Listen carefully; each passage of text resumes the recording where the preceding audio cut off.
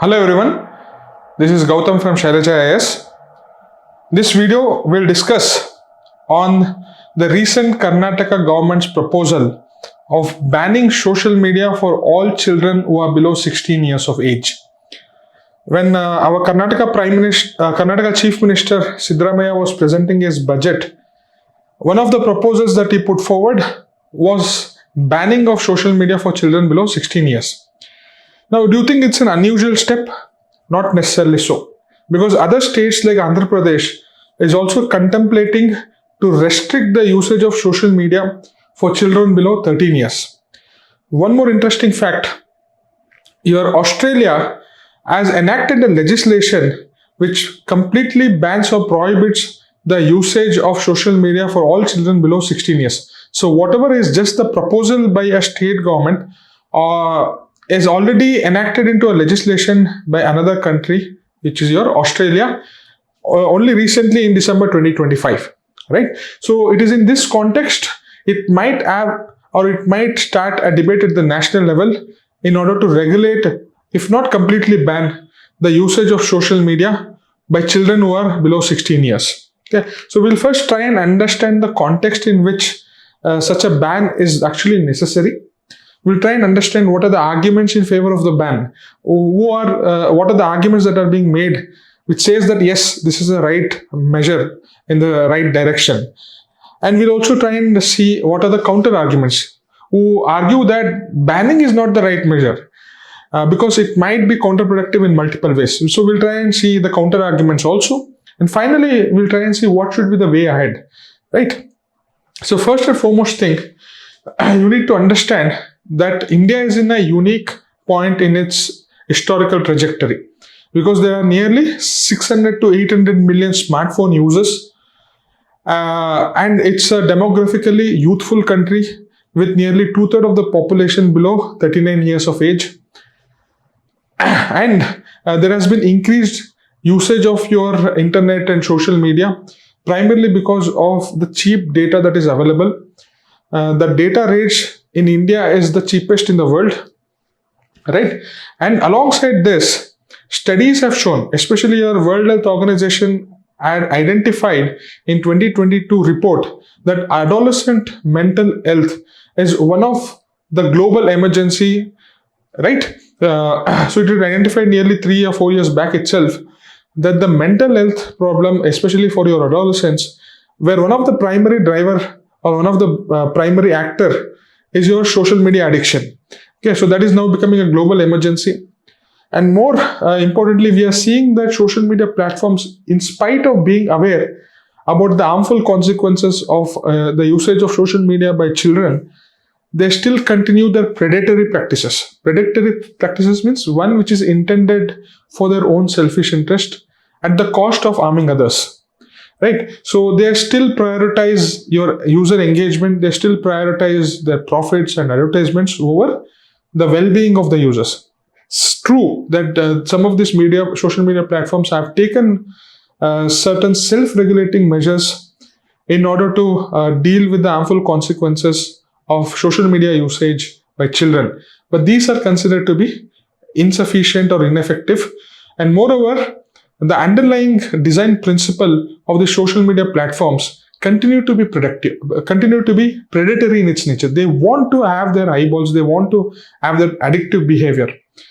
See, especially in India, some of the studies have shown that on an average, especially your Indian unemployed youth are spending nearly 3.5 to 4 hours on just scrolling through the internet or scrolling through your social media. It might be through your Instagram Reels or YouTube Shorts, or it might be randomly browsing on the internet, or your Facebook or your WhatsApp, right? So 3.5 to 4 hours on a daily basis, our youth is engaging in these social media platforms. Second thing, studies have also noted because of this constant screen addiction, because of this constant reel addiction, the focus or attention span time of an individual has come down drastically. Earlier, the attention span or at a single attention span was considered to be around 2.5 minutes. Now it has come down to around 20 seconds. So there is an increasing need for instant gratification, right? Also, earlier people used to sit comfortably for around 40 minutes in a class, because that was your, you can say, average attention of any student in a classroom. But nowadays, holding students for 20 to 25 minutes is a huge task, right? So the attention span time has come down drastically because of this addiction to this screen, addiction to your reels, and this is adversely impacting your academic input, academic focus, and academic improvements, right? Now, what will happen if the youthful time is being spent on getting addicted to all these platforms? We may not go for actually improving our own personalities. Our own potential might be underdeveloped. And if you look at a societal and a national level, we'll be wasting our youth potential. So whatever could have been productively utilized for growing our economy or our society might be wasted in just scrolling through the reels and listening to all these memes, right?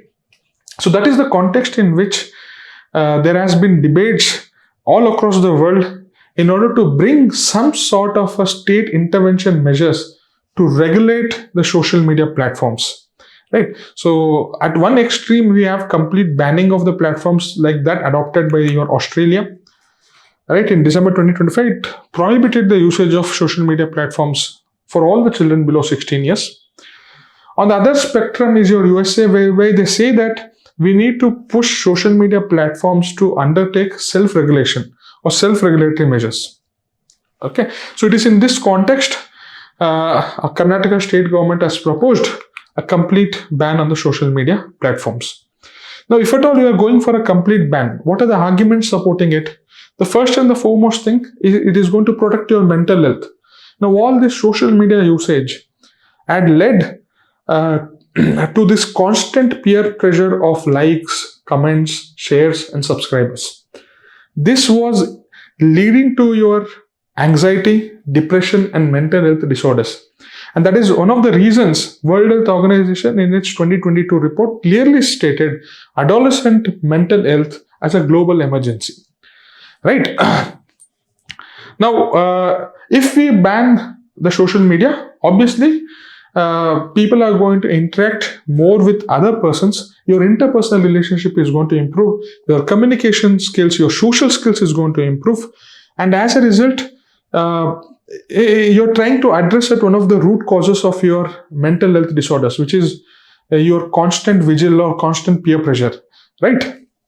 Second important aspect, the moment you try to combat the screen addiction by banning all the social media usage, automatically it is going to translate into increased academic focus. So people will be more or less inevitably forced to focus on their academics.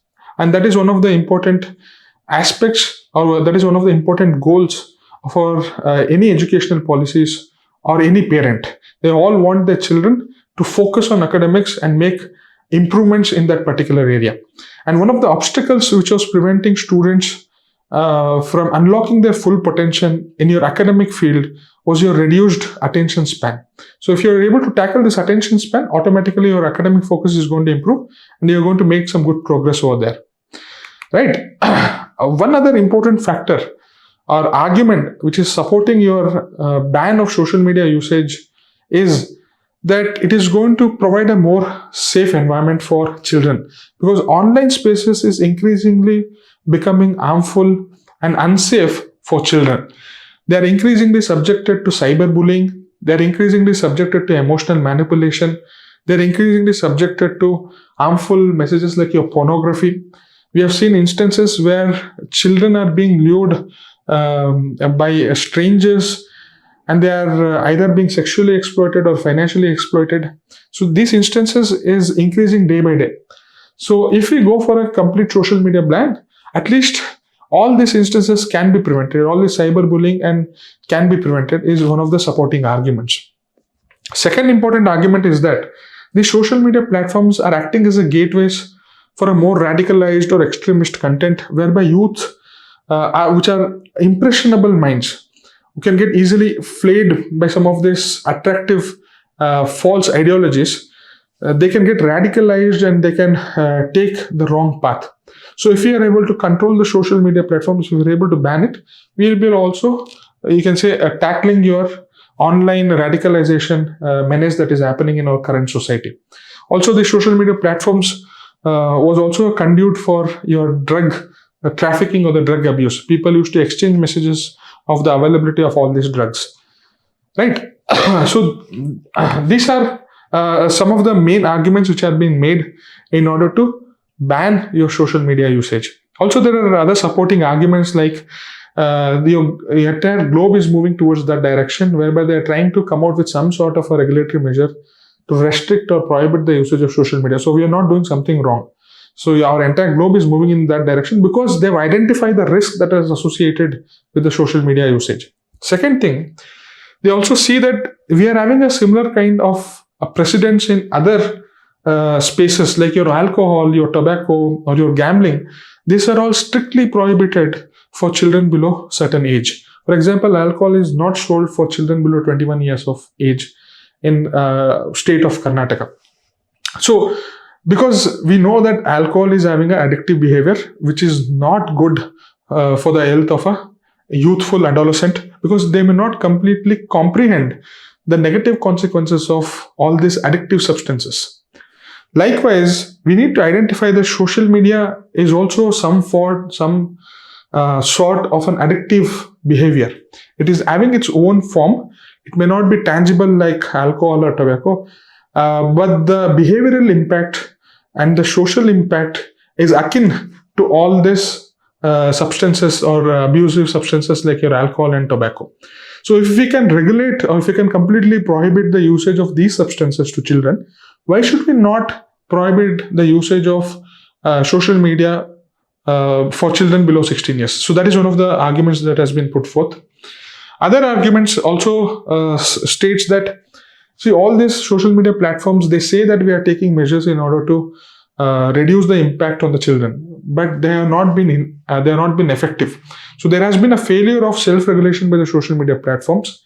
So it is necessary for state to intervene. Also, parents are also fighting with this menace. They are also struggling in how to de-addict their children from all the social media usage. So if at this point of juncture, if state governments come up with such kind of policies, it is going to support the parents in trying to regulate the behavior of the children.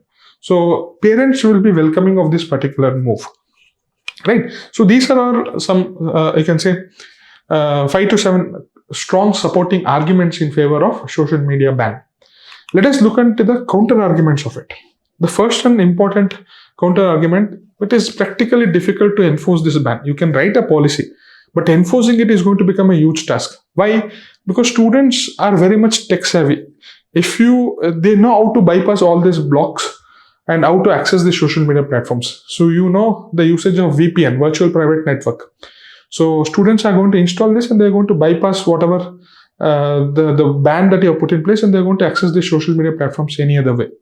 Second thing, even if you make all the social media platforms to verify the age by uploading certain documents like Aadhaar or something, or social security number, or whatever it is, or student ID number, even then there is a huge privacy risk, because all this sensitive information will now be into the hands of social media platforms who can misuse it in their own ways. Okay, so implementation is going to be a nightmare with regard to this such kind of blanket policies like complete ban.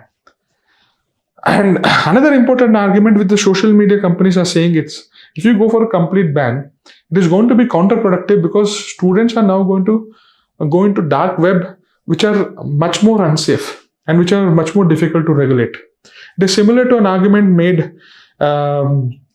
in an alcohol prohibited state. For example, in a state of Bihar, through this illegal liquor rackets, or spurious liquor rackets, since alcohol is not legally available in the state, people, they want to have access to all these intoxicants.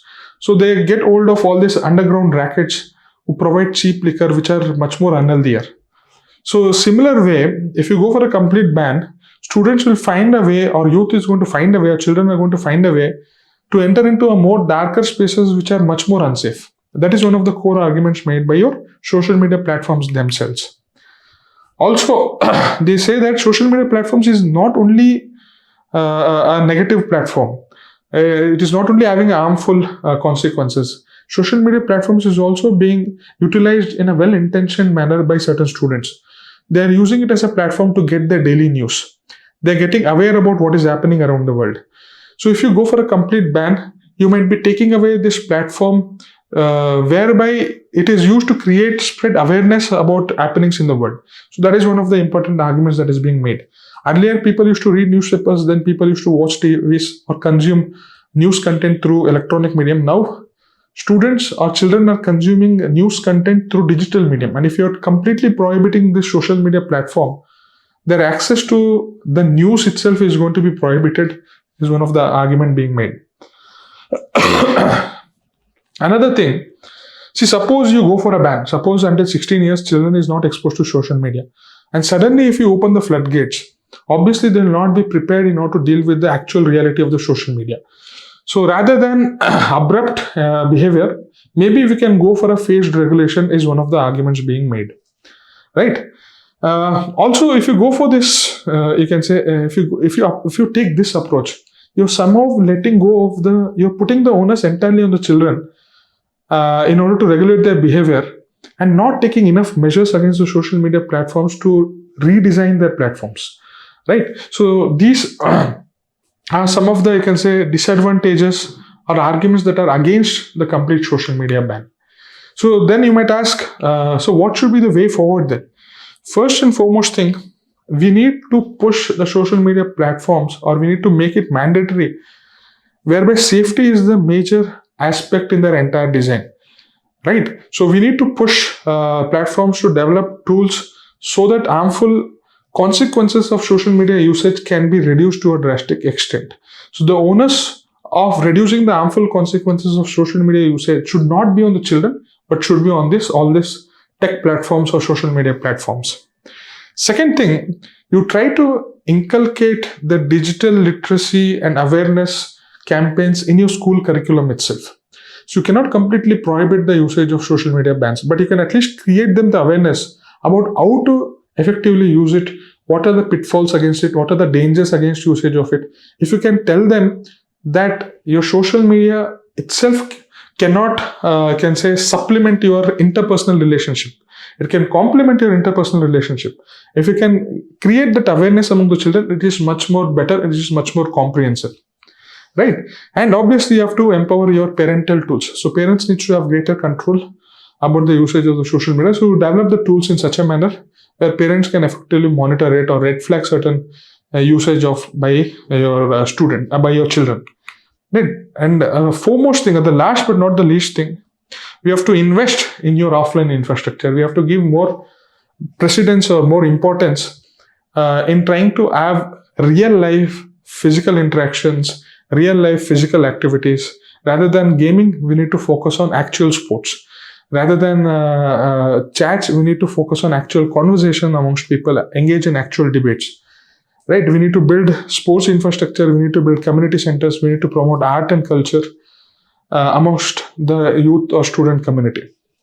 Right? And that's the, you can say, the way ahead. You need to go for a phased digital independence by creating awareness, by bringing in mandatory design features in the platforms, by empowering the parents with regard to monitoring the usage by the children, and finally, by having a more conducive actual physical environment whereby you interact with your fellow children, whereby you engage in actual physical activities and your cultural activities, right? So complete ban might be counterproductive because the counter arguments is somewhere gaining more prominence than the arguments in support of the ban. Maybe a phased approach is a better way to go about it, right? So that's it about this particular topic. There's a question related over here. Age-based social media restrictions are necessary. They are necessary but not sufficient for ensuring children's digital well-being. Suggest a comprehensive framework in this context. So that is the question about it. So you just mention me the arguments for and against the social media restrictions and you give me the way forward for it. You can take the points of whatever I discussed earlier. Okay. Once you write this answer, you can send it to my WhatsApp or Telegram, or you can email it to me on this particular email address. So looking forward for your answers, looking forward for your doubts. All the very best.